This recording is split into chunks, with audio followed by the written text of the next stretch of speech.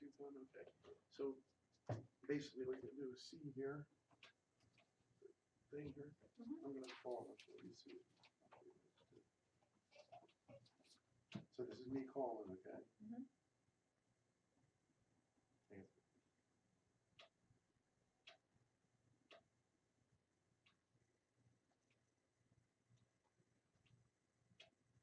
So you'll see it come up here, and now all you're gonna do is hit the green button here, okay? If I do it, it's gonna be loud, but I'll show you. Hit the green button. Right here, the green button. Take the call, and then just bring this up like this. Hello, hello, hello, hello. See, You can hear me. And I can Hear that. So. Testing 1, 2, 3. Okay, everybody can. No, this is Skype. This is the button. I'm gonna leave it like right right about there. If it needs to be louder, you louder a little bit more. Not too much. Okay, so that's Skype. Now, you would go over there. No, just all you do is hit this. See, you get confused if I can move this. Let me move this out of the way so I don't get confused. But technically right here. When the call comes in, you just hit that green button like I showed you. Show you again. So you can say. Okay. Let's see. Let's see. That's why we don't have the volume anymore, because then you get that. That's it. So then you click on here, and then you just like bring this up. Well, who is it? Okay, how do I see the That's that strip that goes across. So when they're done, hit the red button, and that's it. Okay, so when the strip goes across, Yeah, and hit the green button. hit the green button. I'll let you do it here. I'll let you do it. So this way you can practice it. Because I know it's hard to understand. Hit the green button I didn't see it from with the mouse. See? See, it just says incoming call. That's all it says. And hit the green button. Hit the green button first. It's not Double going. click? No, it should be just one. Tell me it's not working. There you go. You didn't hit it hard. Now you push it up, and then you can hit it first. Okay, try it. We'll try again. Okay. Because I know you gotta hit it really. You just I guess gotta. I did. Is it right click? Yeah, it's no, it's Oh, it's left left click. click. Oh, okay, that's what I was. No, it's left click. It's okay. So remember, you see the green button. Go over to the green button. And it's a stupid mouse. You click on it, and then there you go. See, and just bring this from Skype. and that's it. That's it. Okay. Did you do it? You do it? Yeah, I think Okay, thank you. You might not have to, but if you have to, No, that's good. I okay. appreciate it. So Thank you. can we put that so I don't have to reach over you, or? Yeah, well, and Yeah. I have to, you see, it doesn't have much, this one, see, let me see how much room I can give you. Oh, I can give you more. Give you more. It's not a problem. Put that right there. Okay. And you're gonna be sub-engineer tonight. Yeah, okay. We had time, 5 minutes. You're gonna be able to answer the phone? Yeah, I think she can. She knows what to do. Right? Yep. When I see the line across Yeah. it, I go over there to the green button, Yeah. and then I slowly bring up the spec. You got it. Oh, And then out. And you just gotta let him know. Princeton, Can you, actually, the Elks National. I was gonna Fund get this really out of your way big too, so you can supporters see it. of My work, Oh, good. and I happen to be a member of the Princeton I'll be Elks. listening Oh, to really? it. And their charitable trust is real and offers money to people who need it. Motion. Carol, why don't you come up Yeah, here and have a motion to him seat? like, you know, like the phone. Oh, is right, like- you just- If you want. It's up to you. And I got it.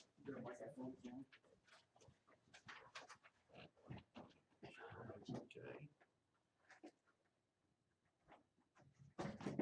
Slow down. It's up there. And this is not working on any level. My computer's not connecting to the internet Are via you- either. What do you, It's not getting on in my hotspot either. I just tried to circumvent. it's not getting in your hotspot. That's right. I tried to circumvent your router and just use the hotspot from my phone, and I'm getting nothing here. Are you serious? If you don't mind, but when I use yours, what happens? You don't always I get don't all see the all the calls. messages, You do don't I? see But all it's the messages. it's I'll probably try to better get them than up here nothing. for you I don't too. know. See, I'll give you this. Yeah. Okay. See if you can. I'll put them on uh, Facebook for you here too. And the thing is, remember, it's a radio broadcast, so if you need to swap computers with me in the middle of the show, it's okay. The cameras, it's just there for posterity. They will see your butt. Yes, they will see my butt. I'm so glad that was recorded on Facebook. Do you want? No, I want this. So That's the you're only on or problem. not, huh? Oh, well, I Okay. will see it from your Figured. computer. Oh, you should be able to, yeah. If you log in, if you log into this one, you'll be able to see. 7:57. If you want to do that, Log into his Facebook. Sound check. Yeah, go Carol? ahead. You want to do Carol? Yeah, go ahead, Carol. Go ahead. Test 1, 2, test. Sound good here. How do you sound to yourself? Sounds okay to me. Okay, how about you? Yeah. Okay. You sound. Fine. She sound good to I you? can hear Carol just fine. Okay. Thanks. Yeah, Okay. that's fine. So you So have to be can sign careful. here, like you If normally you would, turn can to use face that. me and Just talk, use that one. They can't hear me. then they might not be able to Okay. hear you. Okay, So if you stay do facing that, forward. well, you don't I don't know necessarily this have to be sign. facing forward, but Oh, if you okay. do turn, I get don't up on hear the mic. It's just, I move this. this is. Right. the Yeah, mouse you for can put it that, so anywhere I you don't like. confuse So you. little go. Anywhere Okay. it's Because you comfortable, need yeah. that one. Okay. Okay. Yep. Right. Only done this a Good. few times. So we'll basically still have here, so a you got lot it. similar to the Got same it right now. conversation that we had the other day, just a little bit more depth. Time. Okay. Okay. I'll do the first like 5 or 10 minutes myself just to sort of get things No, not. set up the way we do, Mhm. I'll see right? if I can get it up there for you. And, We'll see. And I guess we'll if Gene's not here, we'll gloss through the music breaks. Yeah, we'll Right. just do the intro. We'll just keep talking. We'll just do the intro. Okay. Just improvise as best you can, Greg. I know you did that before. Sorry. There's so many different things. 7:59. We ready to get started, guys? Yeah. Ready? Okay. We'll start. Someone wants to be Robin's friend on Facebook. Okay. How you know that? Oh, it's Alan Rosenberg. I'm going to accept for you. No, No. don't accept anybody. I don't want Okay. to be anybody's friend.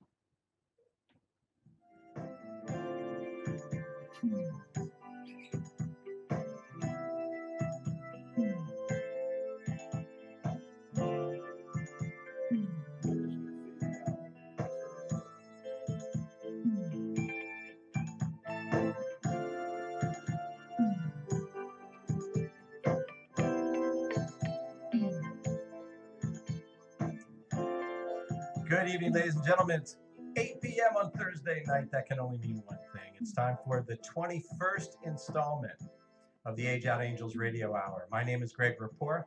I am the founder and executive director of Age Out Angels. We are a 501c3 nonprofit corporation that provides one-to-one mentors to youth who are in need. This program is brought to you every week at this time, courtesy of Doc G and the fine people here at Hamilton Radio who allow us to use this airtime. Doc G is our engineer tonight, but also we have Robin in there working the phones for the first time. So good luck, Robin. Sitting next to me in the broadcast booth tonight is a very interesting lady by the name of Carol Feldman. Hi, Carol. Hi. It's good to see you. Carol launched a nonprofit agency called Shine and Inspire that is based on the concept of paying it forward. And this is something actually you may all want to consider developing an organization like this in your locale, because you will find out as the show goes on tonight that it's not only clever, it's also doable by anyone who cares enough to make it happen. And we're going to let Carol and her very interesting story come out in just a few moments. But first, welcome to the second week of our new time slot from 8 to 9 p.m. every Thursday night. I'm so excited about getting into prime time. And I'm hoping as we develop this time slot, it will give more young people a chance to call in and express their feelings about the child welfare system, both positive and negative. I'm not here to bash the system. It's actually come a very long way since the days when there were virtually no cohesive services for youth. But let's not pretend it's perfect either. Remember No Child Left Behind? Well, it turns out there are thousands of children left behind. And we need to make a plan for how to change that. We actually have a young lady scheduled to call in later in the broadcast who spent about 10 years in the child welfare system and has some very articulate revelations to share. So we're looking forward to her call in at around the 8:30 time slot. So with that in mind, please tell your friends to tune into this program every week so we can spread the word. This whole concept of internet radio and being able to watch the show through Facebook can have an incredibly intense impact on our success in getting the word out to the four corners of the globe. By broadcasting over the internet, we can reach people across the country in a way that local radio programming simply cannot. We have the power to develop mentoring services for youth anywhere. We just need your help to spread the word. So consider yourselves all deputies in the Child Welfare Army. And just so you know what the odds are, at last count, there are 418,000 youth in the foster care system. 20 to 50,000 age out every year. Plus, there are about another 3 million youth who are homeless. Should I say that again? 3 million youth who are homeless. The amazing thing is that a lot of them actually manage to stay in high school. It's mind-boggling how they do it. And even more than that, who live in poverty. So it's a big job, and we can't do it without your help to spread the word. So the first order of business tonight is to take a second right now and share this broadcast with your friends on Facebook. And tell them to share it with their friends and on and on and on down the line. We need to recruit the first 100 volunteers nationally to launch pockets of Age Out Angels across the country.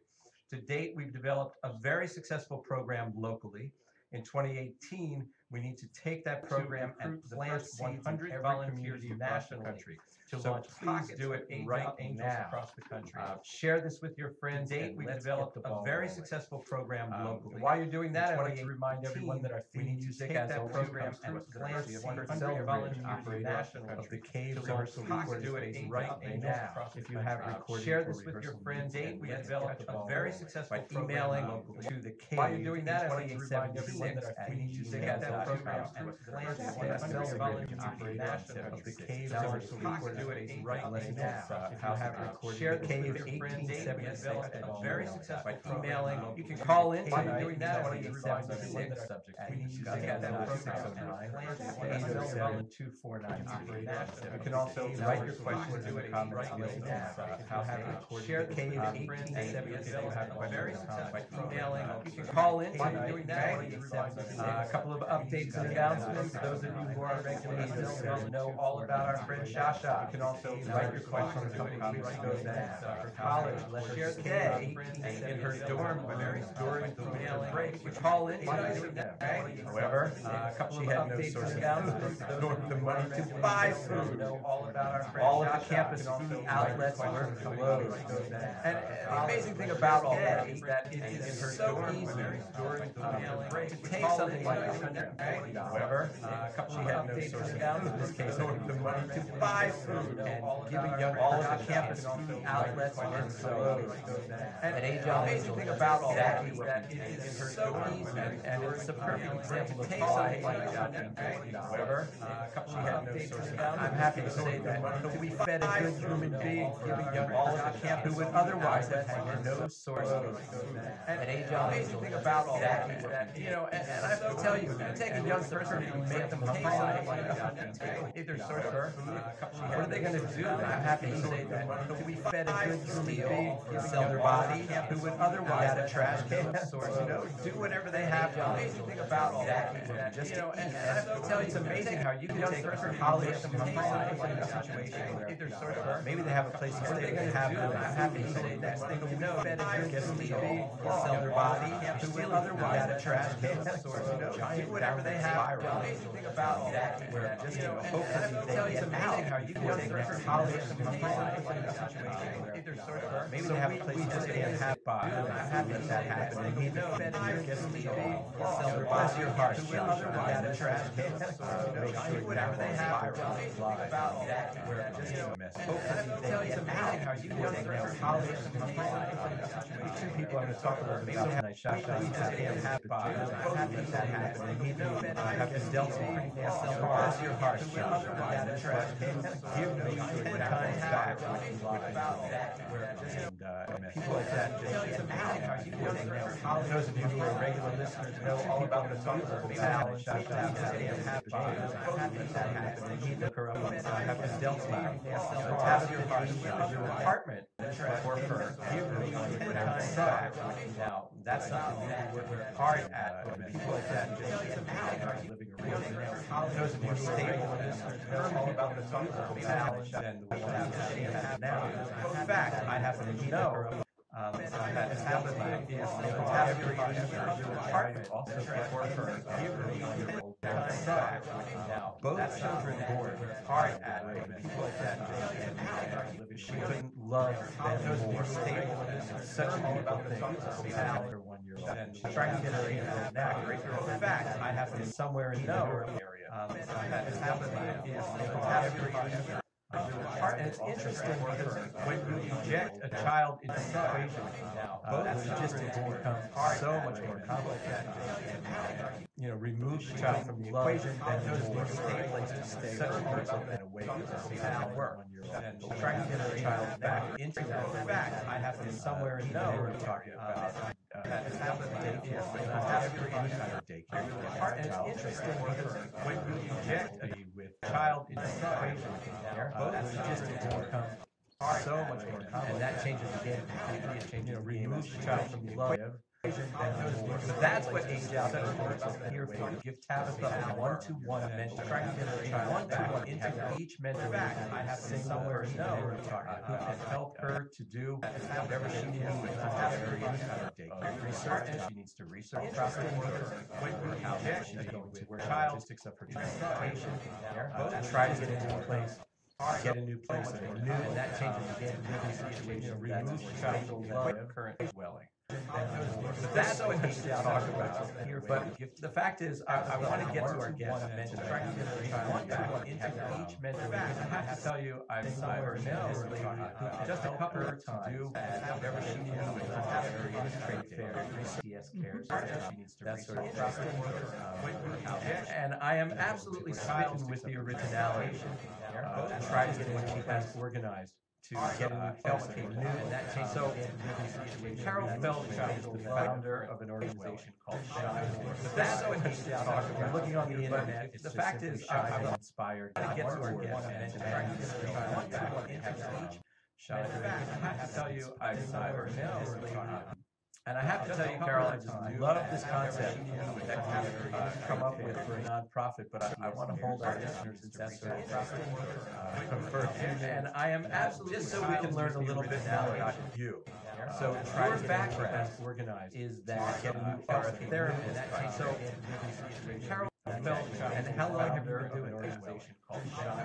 But that's what he's talking about. Looking on the internet. The fact is, I'm inspired to get to our guest. And I'm still here. I got my master's in social work. I've worked in a new. And I have to tell you, Carol, I love this concept that you've come up with for a nonprofit, but I want to hold. Do you mind if I ask? Because I'd like to ask. And I am absolutely just so we can learn a little bit now about you. So your background organized is that getting a therapist. So Carol FELDMAN, and how long have you been doing social worker?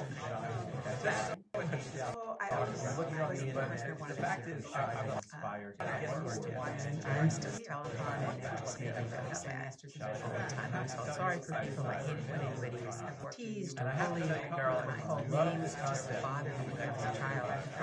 And I knew very early on, and I don't know why, that I wanted to do mind if I ask? Because I'd like to ask. And I am absolutely very highly learn a little bit about become a teacher and marry a doctor. Neither of those things.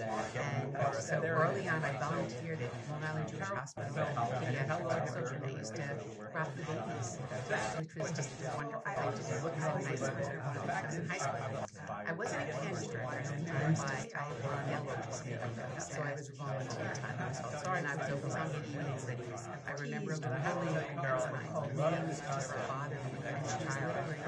And I knew very early on that I don't know why that I wanted to Mind if I ask? And I am so I received a teacher rocking the doctor.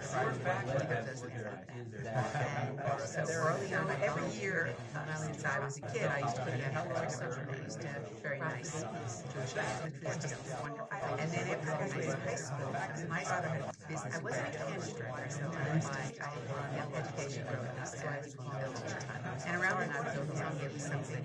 I remember a girl called my father was involved in and I knew very early on that I was Mind if I ask? I was one of the directors, so I received and it was a camp rock doctor. Queens and city. So early on, every year since I was a kid, I used to put toilet social. I used to have very nice, but it was the most wonderful experience. And then after I was in counselor, my father had business. I wasn't a candidate, so I was my national education program. And around when I was in college, I took a short and father, of course, kind of ran out of horses. And I knew very early on that I should graduate somewhere that I was If I ask? I wasn't a director. So I received and I just knew I wanted to camp rock with the doctor.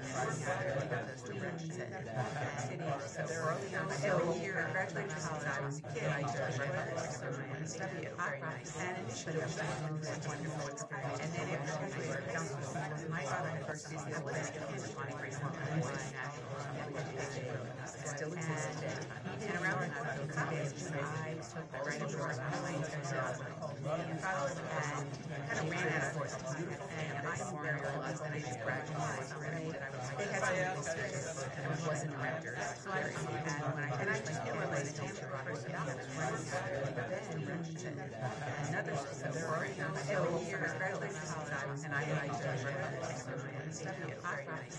But it was so early on, and then after I graduated from college, my father had first business along the way in the 70s. I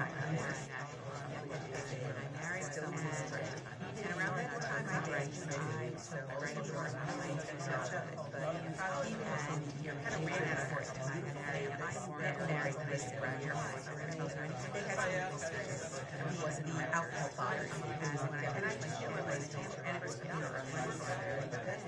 alcohol. Another every year and I stayed there for 15 years and studied children and lived with children and then it was back in my father had first my way in the forest and took 5 days more at Trenton State. And around that time I graduated, I still writing more to do kind of ran out of horses.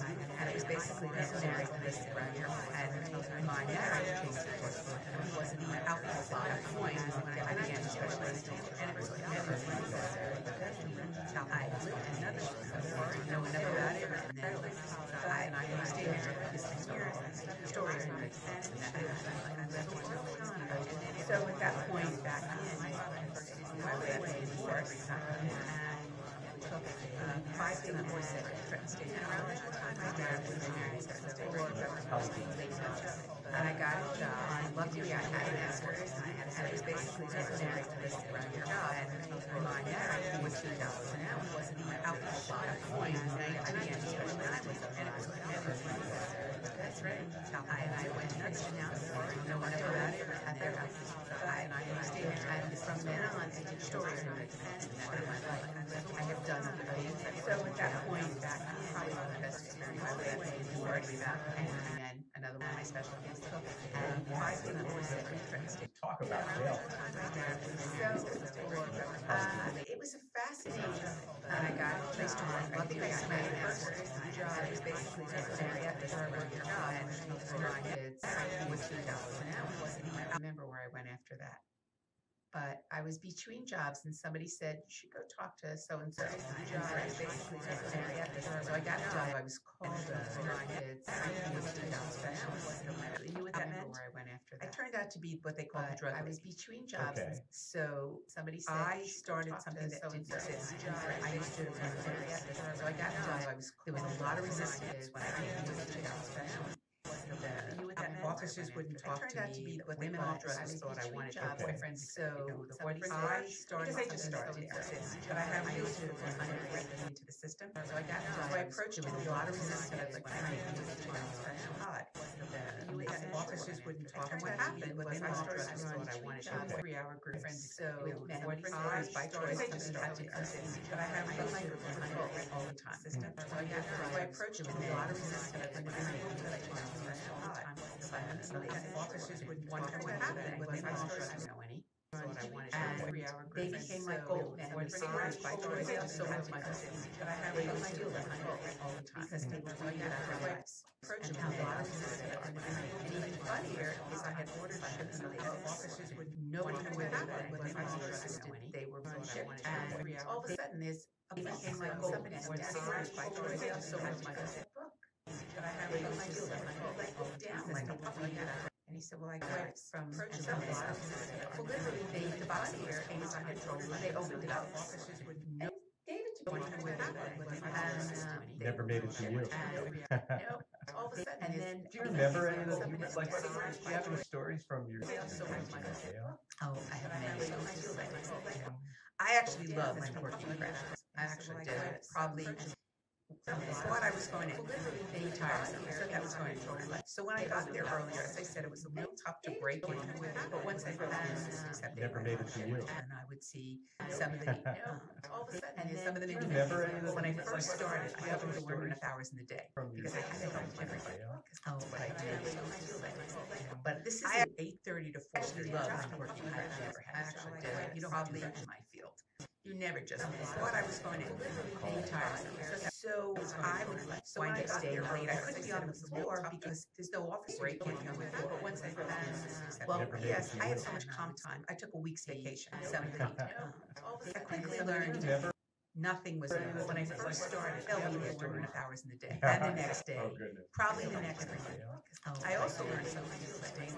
But this is one of the 30 to 40 my job working and she was reading the newspaper. You know, how lunchtime, so the officer's off the floor. You never just thought I was going, and she said, I'm being tired. So I was like, what is why I stayed late? I couldn't be on the floor because there's no office break. And she said, yes.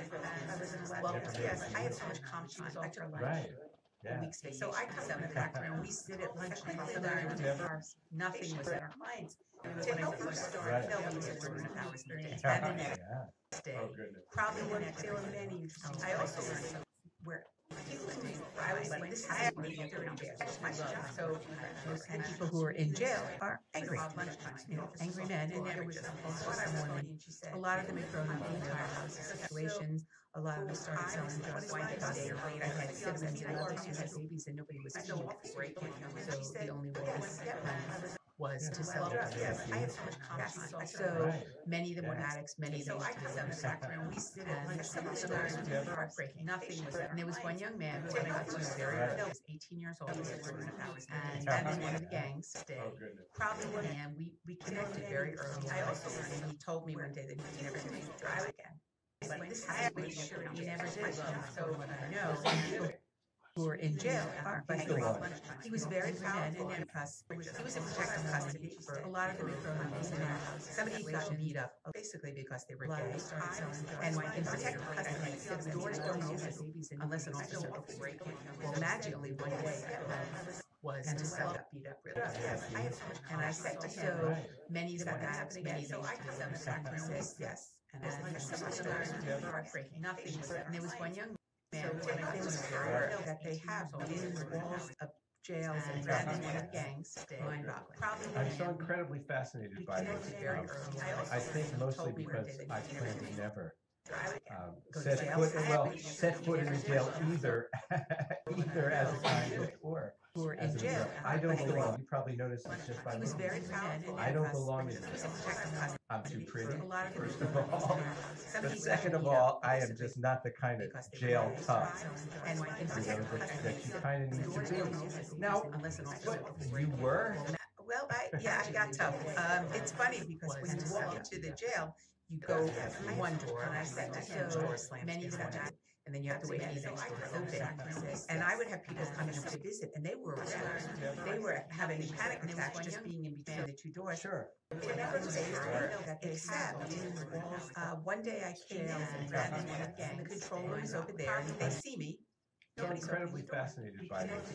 I'm waiting. I think most Nobody's opening the door. because It's I've like never, 20 minutes to drive out the door. set So I went foot, downstairs. set foot in jail either, either as a client or who were as in a jail. drug. I don't belong. And Probably he said, noticed well, this just by he was looking very at sure I don't belong her in boyfriend. And this one I'm thinks too that pretty. you're a lot of First affairs. of all. Some of your Second of boyfriend all, was, I am just not they the didn't know who the boyfriend was. kind of because they jail and, tough. and went to the boyfriend, and that never happened. Kind of need to be. Here I was thinking they were just online. You were, Well, and they wouldn't open the door. but so here's a story for you. So I often ran the groups on the pod. So there was a glass window so people could see me in there, although the officers often had their backs to me. So one day I couldn't use my regular room, so they put me in what they called the strip search room. There were no windows. So I'm in a room with 6 or 7 guys who were on the maximum unit, in for murder and for various violent crimes. And I looked at them and I said, you know, all my friends think I'm nuts. And they said, why? And I said, well, look who I'm sitting in a room with.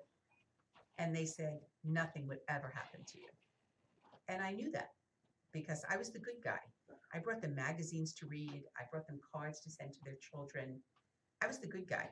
I gave them something positive in their week that they wouldn't normally have. So I was kind of the highlight for some of them. Unbelievable. Goodness gracious. I'd like to know the paths of people who start these nonprofit organizations. I think it's really fascinating, and I think we should talk a little bit about how your life work as an addiction counselor, addiction specialist, and Okay, so sort of brought you into the area of launching your own nonprofit. So my private practice is called CJF LifeWorks because I don't believe it's about changing everything you can about your life.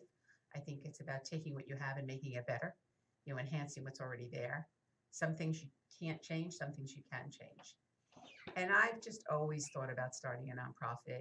And when Extreme Home Makeover was on TV, I wanted to do that. So I went to my contractor friend and I said, can we do this? Can we build a house in Mercer County? And he was going, yeah, okay.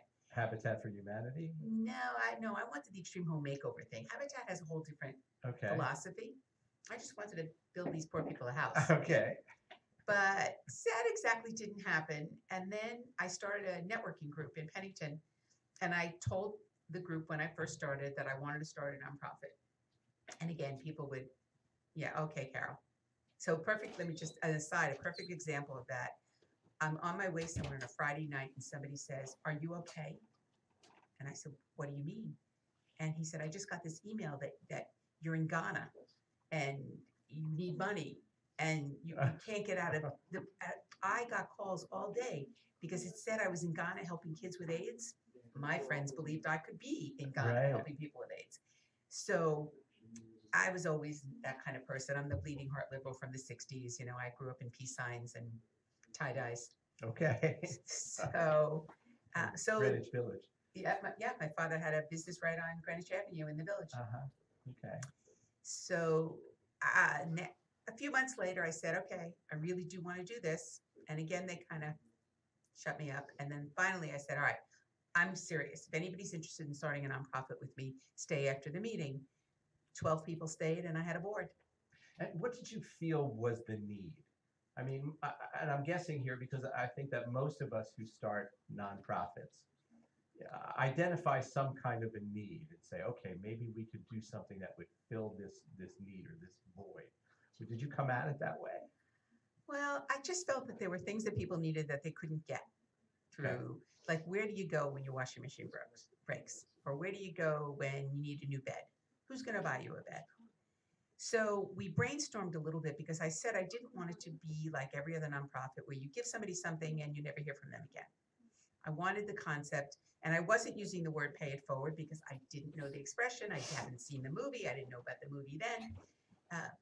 but I wanted it to have a ripple effect so that people would continue to do things for others. So that's how we came up with the name Shine and Inspire, that if we help you to shine, what will it inspire you to do? Mm-hmm. So we want this to be about inspiring you to do something for somebody else. And you started with a 12-person board. Well, I had 12 people at the meeting. I would say my board was a little 10 to 12 initially. Mm-hmm. Only, I would say, one person from the very original board is still there. And then the rest of them came within the next couple of years. And then in the last year, I've gotten 3 or 4 new board members. So it's been wonderful. Great. The board's been growing. Now, does each person on your board have a kind of a responsibility to the organization, or are they more of an overseeing kind of board? Well, we're loose. We're not a very Robert's Rules You're all friends? regimented. We're all friends. Yes, they're either people that are personal friends of mine or professional friends of mine. Mhm. Yeah, so I know everybody well who's on the board, Okay. and they all believe in the mission and they believe in the philosophy. So depending on the event, like we have events all during the year. Some are fundraisers, some are our give back. We do children's parties where we give back. And we're working on a lot of things, a lot of ideas. There's just so much going on. But basically, we want to help people who need help while inspiring them to pay it forward. Mhm. That's the philosophy of Shine and Inspire. So in your situation, doesn't matter if it's a kid, doesn't matter if it's an adult, doesn't matter if it's a family with kids, without kids. Nope. Age. Nope. None of those things really matter. If they come to you with a need, something they want. I'm thinking something material, right? I think one of the amazing things we talk about this from time to time. One of the most important things in a household, in a high crime neighborhood, is a widescreen TV. Well, of course. Right? You know what I'm talking about. And people who are outside, of our industry make fun of that. They go, "Oh, look, they're throwing their welfare money away on this widescreen TV.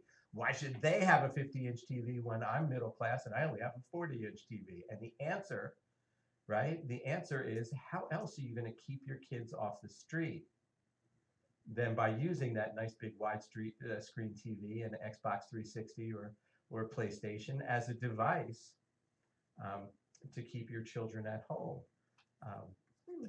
That's a very important tool, Interesting. in the fight against losing the attention, Well, we've never been asked for either of those, I can tell you. Some of the Christmas holiday things that we do, sometimes we get something like that. But in our regular applications, we're asked for beds and furniture, washing machine. I've paid moving expenses. Pretty basic needs people are coming to us for. Yeah. Okay. So we've let the cat out of the bag here, and you came up with the concept of paying it forward. And part of my impetus here is to see if some of the folks out there might be interested in setting up little local chapters of your company or a company similar to it in their locations, because there are people listening to this show all across the country. And my question is, how local does something like this have to be? Are you all of Mercer County? Are you just Trenton? No, we're Mercer County Mhm. and a little bit outside. I mean, we've had a few people from outside the county. We don't turn somebody down because they're not in the county. I mean, Right. to me, ideally, it would be county, county chapters. I actually have someone now on my board who read a 2-line article about us in the Capitol Health magazine and approached me about possibly setting up a chapter in another county. So right now she's on our board and she's working with us Okay. to see, how it works here and what she could do. And she has lots of contacts in her county and she loved the concept. And all the time when I tell people about the concept, they love it because nobody does what we do. And this is another county in New Jersey, right? Yeah. But what about in a different state? I guess, we all have to sort of figure out if there are state regs that are different from one state to another. I mean, we're already established as a Yeah. 501c3. Right. So, I mean, I probably have to ask a lawyer some of the questions, but I can't imagine it would be difficult to do it, from state to state. Yeah. And since your basic concept is you do one thing to help a person, right? Get them one item. Generally, it's an item. It might be like we just bought 2 beds for someone. Okay. Their stove blew up, so their whole house was, full of smoke. So we bought the little boy a Paw Patrol bed, and we bought mom and dad a queen size bed. How much did it cost you? It was under 500. She picked a very reasonable bed. Do people give you deals? Like when you go out to shop for the bed? So sometimes we will shop at the rescue mission. I just want you to excuse me 1 second. I just got a text from our call-in guest that said no one is answering. You got it. Are we on now? Oh, we have a caller. Isn't this exciting? Hi, is that you? Welcome, Yeah. welcome to the Age Out Angels Radio Hour. Are you going anonymous or are you using your name tonight? No, you can just say Sanaya. Hi, Zanaya. Hi. It's so good to hear from you. We're gonna pause in our discussion with Carol Feldman for just a minute. But Carol, you're a therapist. Jump in here anytime. Okay. So Zanaya, you're on the air with me and Carol Feldman, who is sitting here, who runs a fabulous organization called Shine and Inspire, where people are granted wishes. Essentially, they get to have things that they need, like things they really need, like a bed or something like that. And then they have to do something to pay it forward. They have to do a give back of some sort to the community. It's a very interesting organization, and we'll get back to Carol in just a minute. But you are somebody that I really want our listeners to hear from tonight, and I thank you so much for calling in, because you spent time in the system, didn't you? Yeah. And are we talking about maybe, say, 10 years, give or take? Mhm. And you and I talked earlier in the week, and the first thing that we talked about was, kind of what does good look like to somebody who's in the system? And do you recall what you said to me?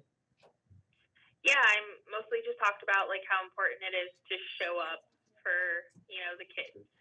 Yeah, forgive me, but every time you say that, I think of Woody Allen, who I know is a pedophile and all, but he wrote in a book a long time ago. He had this fabulous line: 80% of life is showing up. And every time you say that, it sort of makes me think of that line. It's been proven that, well, you tell me, what's been proven about kids who have a person who sticks around? Well, they just have a better outcome, I think they're just more likely to like finish school and just like not like end up in jail, and which is like kind of what more commonly happens if you age out and you're alone. So support is like really important. And I mean, that's kind of what we're all about at Age Out Angels, to have one person who consistently stays with somebody over time. Mm-hmm. And even if, circumstances are such that that person can't be right there, like, you have a mentor, and if you decide to go to LA a year from now, your mentor's not going to be able to follow you from New Jersey to LA, right? Yeah. But you guys should always be in touch on Facebook, on telephone, on text. You two should never, ever lose touch. Meanwhile, we would get you another person to work with you out in California, if you wanted it. And then you'd have 2 people. And you start to have a team. Wouldn't that be nice? Yeah, I think that could be like really awesome for some kids. I would hope so. I would hope so. Now, we talked about the fact that there are, along the way, like you're in the system for years and years and years, what happens is you end up interacting with a whole lot of different people for sort of short periods of time, right? Yeah, and like how some kids can be like an influence, like whether they had like different traumatic like backgrounds, like, or just like other things they picked up along the way, and then you kind of like end up in a situation where you're influenced by those people, or you feel pressured by those people, and then those new behaviors can prevent you from getting a permanent home. Yeah. Or some sort of like just permanency, even if you end up going back to your biological home, but like there's more trauma if you move around, Sure. And then you go back with more issues, and you might not be able to go home because of those behaviors. You might then they say, oh well, you might need more services, or you might need to go to a group home or whatever, and then there's more trauma there. it so reminds me of what you think about prison, which we were talking about with Carol earlier, where somebody may go into a foster living circumstance with a particular set of behaviors, and then those behaviors change based on peer group pressures, lack of supervision, right? All those things that go together. And what we're frequently told is that someone goes into prison a petty thief and comes out a major thief, Yeah. because that's where they get their skills. It's where they get their schooling. I also just want to say though, like, because I feel like we're saying like, well, you're picking it up from your peers. But if the people who are taking care of you are not, like, if they're not, like, taking care, if you are leaving your biological home because it was abusive or neglectful to end up in a foster home where you are then abused and neglected, which also happens often. Mm-hmm. So, like, that, I don't want to say, like, oh, it's just because you met a bunch of kids or whatever, and then those kids were bad, because a lot of times the learned behaviors are surviving the new, like, foster homes or group homes, So... Sure, and we really have an expectation in our society that it's the adults who will model the behavior for the children, and I have a feeling that that's not always available. No, there's no. Yeah, and did you tell me that like lots of group homes are actually intended for children ages 13 to 18? Well, a lot of so you'll have like a bunch of kids, like 6 or 7 to 12 or whatever, and then from there it'd be like 13 to 17. Yeah. Or 13 to 18, which are too many. Like, kids who are 13 are not doing the same things as kids who are like 16 and 17. Absolutely, there's something called age appropriate. Yes. So it's a very weird. It's weird, and then those kids, are then picking up, trying to do things like the older kids are doing, trying to be as like cool as those kids. And it's not like they're really really bad kids. It's just, you know what I mean. Like, you're put in a really weird situation, and you're acting appropriately for that situation. It just might not be like the thing that's going to get you into a permanent situation, which shouldn't be the child's problem. Right. It can, but I'm thinking that it can actually count against you. Like, what if a child what if a child goes into the system who really isn't a very violent kid, but then starts to pick up more violent behaviors, and then that sort of gets on their record, right? Gets on the report. Yeah, and then yes, yeah, and that though, like, the problem with that is like a situation that this kid has no control over. Like, you didn't choose to go to a group home, you didn't choose the foster home, you didn't choose any of it. That, like, the people who should be accountable should be the adults who did that, right? Like, so if the child's picking up on some other behavior or whatever, instead of like ending that or resolving whatever that issue is, what'll happen is like they'll have like the meetings. Like, there's a bunch of meetings that you have to have all the time, where they just, like, a bunch of people, a bunch of grown-ups sit in a room around a table, and they just yell at you for like hours, and it's terrible. And then it doesn't change anything, and you're just kind of like, you don't get anything out of that, and you don't get any permanency later on, because you're probably going to behave the same way or worse after that situation. Yeah. So I'm guessing now, like, for each black mark that goes on your record, your permanent record, it's sort of statistically would then reduce the number of homes who would be available to a child. Yeah, like in group homes, there's like a joke almost. Like, if there's, depending on the size of your file, like, that's how you know if a kid's gonna end up like going like back home or getting adopted or not. Like, if you have a really big file, and like those people who like start working at group homes also judge you based on how big your file is, not what they've read or like what they found out by interacting with you, just how big your file is. And they treat you like you're a criminal because of how big your file is. And people won't want you. Like, you're less likely to be adopted, as I said, like, because, yeah, it's really weird, but it's a true thing. Yeah, I hear you, man. I had a 7th grade teacher who was just like that. Carol, I'm just thinking for a second here from your experience in therapy. Like, are bad behaviors frequently just merely coping mechanisms, ways to get through a particular experience? It depends. Yeah, a lot of times it is. She said something really important about how everybody needs a person. You know, I see this in my practice all the time. People grew up in very abusive, dysfunctional homes, and I always ask if they had a person. You know, a teacher, a grandmother, a neighbor, somebody who was sane, basically, in the insane world that they lived in. Right. And a lot of them don't. Yeah. You know, having that, even if it's only one, helps them to maybe take a different path. But a lot of behaviors, acting out behaviors, are coping skills, are defense mechanisms, whether it's drugs or whether it's stealing for food or stealing for money or just for attention, just wanting someone to pay attention to you.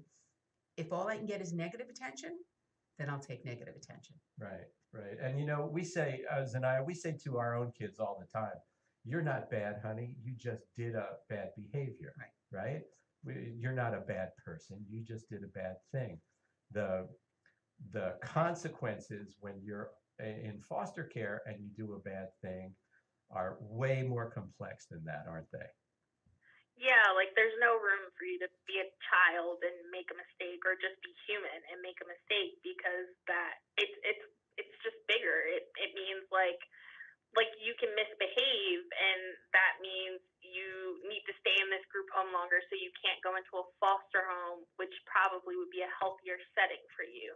Like you can't go on this match party, to meet adopted families. Like they'll stop things or hold things like that because they feel if you're misbehaving, then you're probably going to mess up this family. Or you might be in a foster home and they might not want you anymore, or call your social worker to come and get you, or put in a notice. That means that they have to come and get you. I think it's like a week or 2 weeks or something like that, to find a different placement for you. Yeah, it's strange. I mean, we love our biological children to no end. And I'm thinking of, some specific situations. There was a story a few years ago about an FBI agent whose son turned out to be a murderer, and the agent had to turn the kid in. But he still loved him. He still visited him in jail, Zanaya, we talked a little bit about the process of how a child actually does get adopted. It can be a little bit daunting because I think DCF's first primary mandate is reunification. So what what has to happen in order for a child to actually be adopted? Well, I mean, after the parents' rights are terminated, you basically you get assigned a recruiter, and that recruiter partners up with another person. I forget what their title is. And they basically try to, get pictures of you, maybe some videos, and put you up on different sites for photo listings. And your recruiter would also be trying to get you into whichever match parties are coming up. And those are events where it's kind of like speed dating, where there's a bunch of families and there's a bunch of kids, and you're all just trying, I don't know, it's actually really, really creepy. And you're just trying to market yourself. And you have to go, there's usually a prep talk involved, and you have to go and just try to be your best self.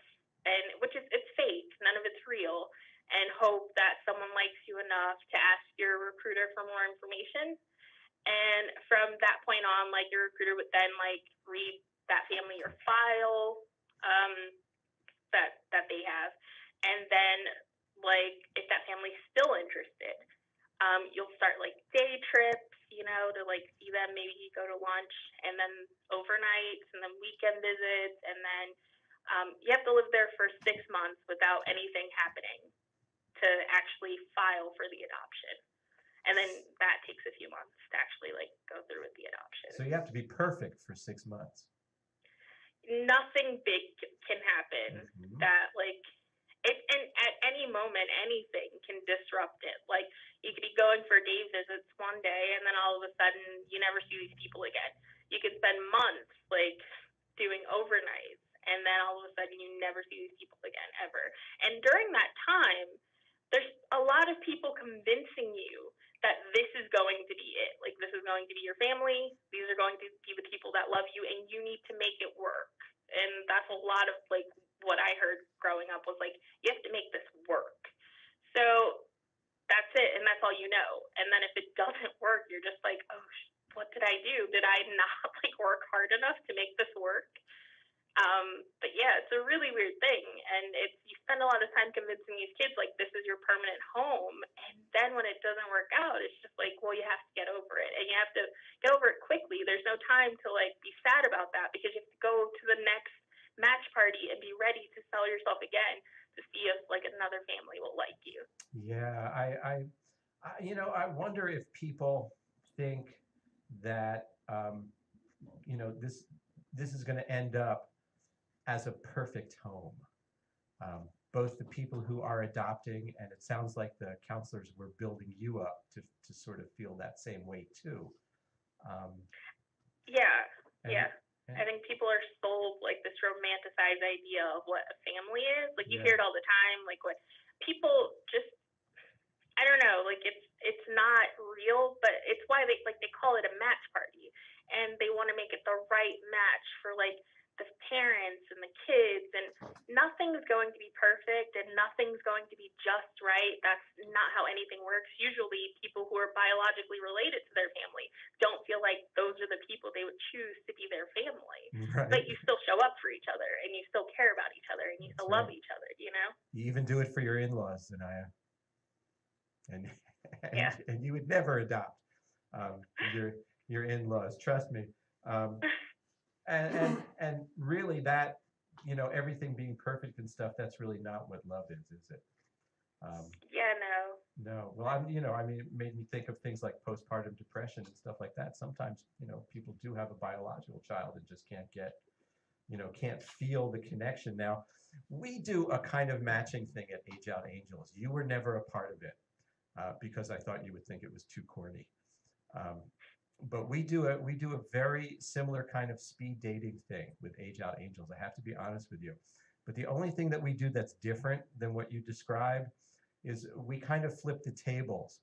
We put the youth in one spot in the room and have the mentors go around and try to sell themselves to the child. And then the child can decide which mentor they think would kind of be a good match for them.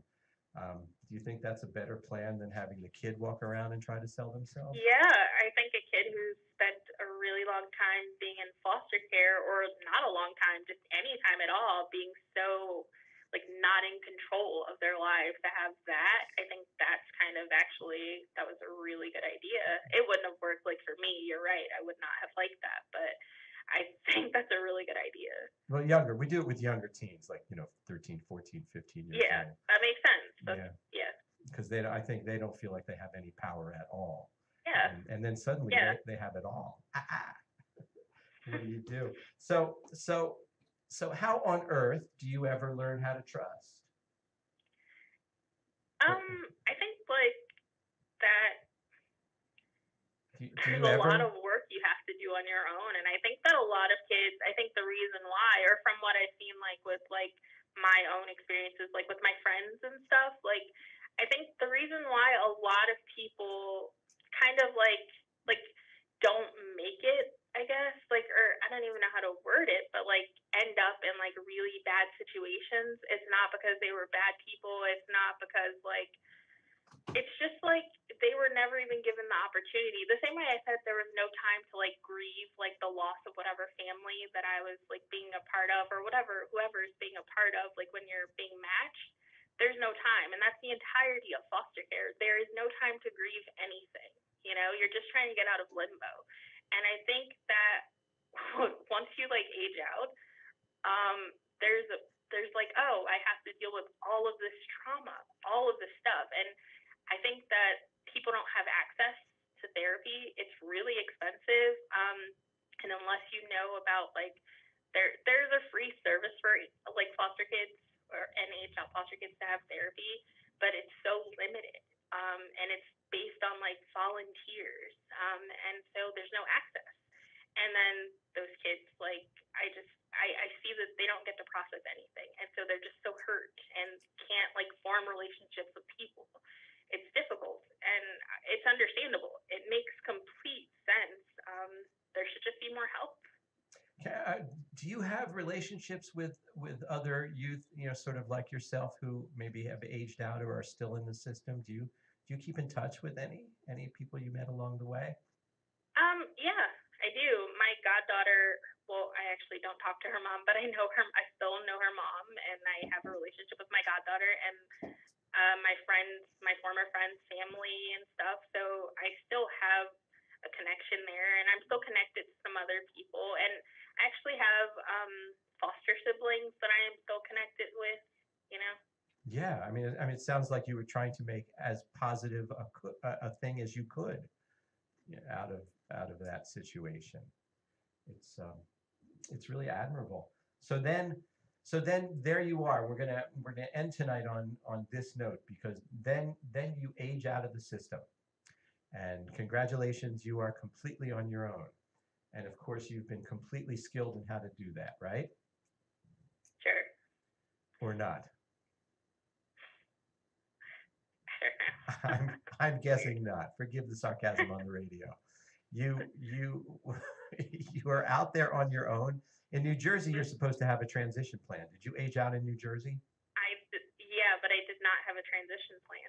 You did not have a transition plan? Was that because you sort of disappeared on your social worker, or your social worker disappeared on you? No, that's never happened. My social worker there was no one holding my social worker accountable. There was no one holding her supervisor accountable. There's a lot of emails I have, though, of asking for things that no one.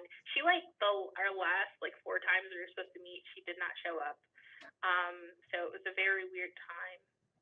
I'm so very sorry to hear that. I'm glad that you took the time to talk with us tonight. I'm glad that Age Out Angel had a chance to meet you. You are an enterprising young lady. I hope the next time that we talk, we can talk about all the fun that you're having in college. Thank you. Does that sound good to you? Yeah. Zanaya, God bless you. Thank you so much for calling and sharing this information with our listeners. And I will talk to you very soon, okay? I promise. Okay. All Thanks. right. Good night. Bye. There's some real truth, Carol. Yeah. You know? Unfortunately, a lot of our systems leave a lot to be desired.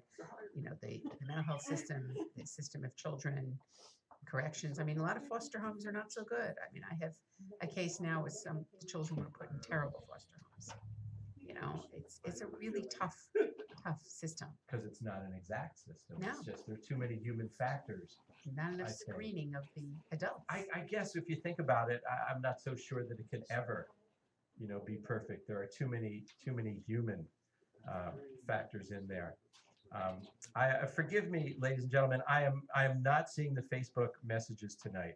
It's the technology is failing me. But I did just get handed a little note here that says there are some people listening online. Carla, Cheryl, Joanna, Mark, Michael is out there.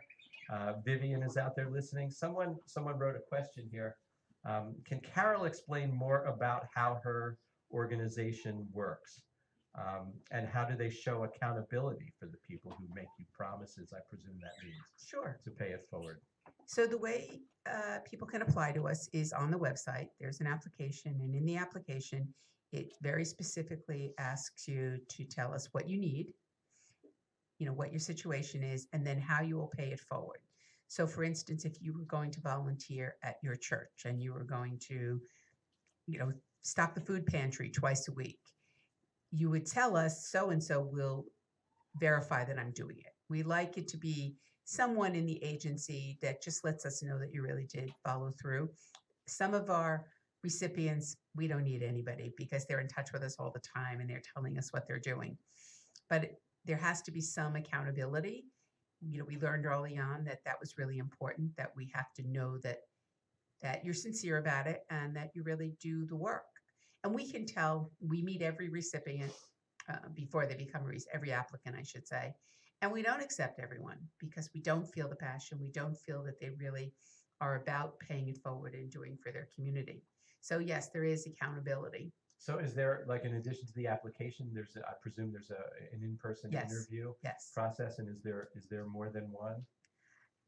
Not so far. Generally, two of the board members will Meet with will meet with someone, and I'm the only one of the board members that really has, a lot of mental health and addiction experience. So I see things that other people don't necessarily see, and will ask questions that other people might not necessarily ask. So because I worked in jail, it's not so easy to con me. Right.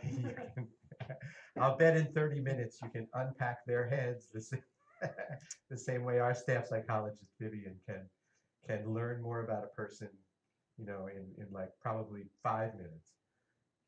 Yeah, because we look for different things, we ask different questions. I've totally come to respect the profession. I have to be honest with you, since I've watched her work. It's really quite amazing. Also, I guess I should add to that answer. When people who are in need and they find a good organization like yours who will help them, or like mine who will, also help them in other ways, or like, for example, the Children's Home Society who will pay the electric bill, or or help them to do that, or get them a doctor's appointment or something. When people who are in need find agencies like ours, part of the sincerity of working with us, you can tell right away, because they will stick with you. They'll stick to you like glue, because you're somebody who can actually help them, who can actually do something. If someone can't pick up a child at work or something that day, and they can call their mentor and say, hey, can you cover for me? And the mentor says, yes, I can. That's perfect. You want to stay close, to that person. And then we have all of our little organizations and networks, like there's this tendency where a child will get in trouble at school, right? Child would get suspended from school. And so now this child is home in a single parent household where that mother is supposed to be going to work, right? But now the mother risks losing her job if she doesn't go to work. But the child is now alone in the house all day. So we have an organization that we go to in that situation called Howard's Healthy Choices, that will take that child in to their program, get their work done, make sure that they don't fall behind in their schoolwork, and the mother can happily go to work knowing that the child is with good trained people. So I guess what I'm kind of saying is, as we come to the end of this hour, which seems like it flew by, it's been such a pleasure talking to you. There's 2,000 nonprofit organizations, in the Trenton area, and we sort of need all of us together. And I just needed to take a second, in fact, and tell everyone about the Princeton Elks Charitable Trust, because that's another organization that provides funds for worthy individuals, organizations, and veterans. If Shasha needs books going into the next semester, we're definitely going to be talking to the Princeton Elks Charitable Trust. So if you feel that you have a worthy idea, a need for funding, you should call the president of the trust, and his name is Stuart Malakov, 609-933-7085, and find out if you qualify. Thanks to all the people who made donations to Age Out Angels this week, especially Ms. Edinger, who has been a regular donor to our company by way of the ETS Cares Fund. And remember, not just during the holidays, but every time you purchase something from Amazon, you could be making a donation to Age Out Angels without spending a penny more. You heard it correctly. It doesn't cost money to make a donation. Are you guys on this? We are. Amazon Smile. So you could also make a donation to Shine and Inspire. When you go to Amazon, there's a pop-up that offers you a chance to go to Amazon Smile. And if you make your purchase through Amazon Smile, you can designate Age Out Angels or Shine and Inspire as your donation organization without it costing you more. Just a portion of your purchase will go to help children who need it the most. And if you want to friend me on Facebook, I can send you a link that will take you directly there and save you a few clicks. So, Carol, what direction is your organization going in about 30 seconds? Oh, 30 seconds. Well, we're trying to get the word out. We want people to know about us. Please like us on Facebook. Go to the website. We have videos of some of our recent events. We have a fundraiser coming up April 22nd. It is a masquerade ball at Nottingham Ballroom. So please check us out. Contact me, email me, and I'll tell you more about what we're doing. And hopefully we're just going to keep paying it forward.